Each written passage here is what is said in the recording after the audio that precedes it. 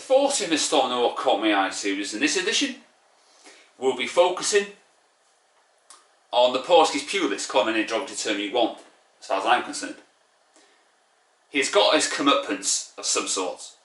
He's received a 4-match European ban because of his antics towards Antony Taylor after the match.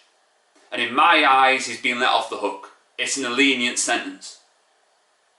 What I would have done if I was judging it, I would have given him the same kind of ban that Mitrovic got, i.e. 8, when he tried to intimidate the referee after they gave a penalty kick that Mitrovic thought wasn't a penalty. Don't know why he got involved in that. And let's not forget that that was Mourinho's first European final defeat after Roma lost in the penalty kicks to the eventual winners, Sevilla. And he's also got 4 for abusing and intimidating a referee and then forcing him to quit. Do you all remember the name Anders Frisk? Does that ring any bells? Because he had to retire because of Mourinho's antics and his comments as well.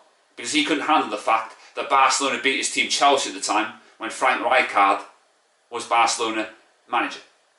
And then somebody threw a missile from the crowd that hit Anders Frisk and he was covered in blood. I didn't like that. And also I didn't like was those dirty, rotten Roma fans trying to intimidate Antony Taylor, his wife and his daughter. That is thuggish behaviour. The Jeremy Cow generation. I wonder if Italy has the equivalent of the Jeremy Cow show that we used to have in Britain. I know, as Man United fans know all too well, don't we, about how things go down in Italy. After our fans, when we faced Roma, in Rome incidentally, there was people in uniform hitting our fans over the head and they were injured and bleeding. So it's not a safe place to go, is it? And Mourinho is never gracious in defeat. He can't handle the fact that he lost his first ever European final. He was giving it large last year when he won the Europa Conference. All that winning the Europa Conference does is get you into the Europa League.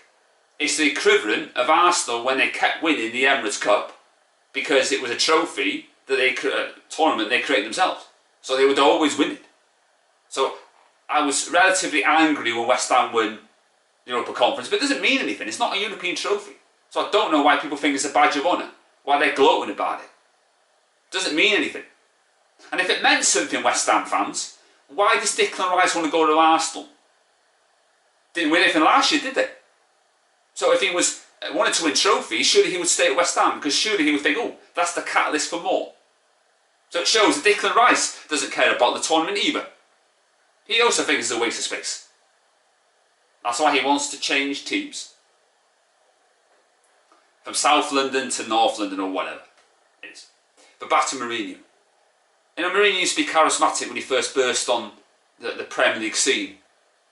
But let's not forget, though, that we created the Portuguese pugilists. Because if Coutinho didn't put that away after Tim Howard's blunder, we would never have heard of the Portuguese pugilists. So we made him in a way.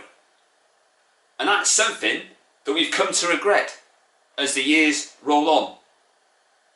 So I'm glad Mourinho's got some sort of punishment. But I don't think it's enough. I don't think it goes further than that. He needs to be punished for more. You could have 10 games, you know, as well. So he never learns his lesson. He's never gracious in defeat. Never has been, never will be. And he's a busted flush. He's finished. You know, and to those Mourinho lovies on Twitter, one league title he's got since 2015. Says it all, doesn't it? Even Tanag, who I can't stand, has won more titles than Mourinho in that time. Tells you a lot, doesn't it?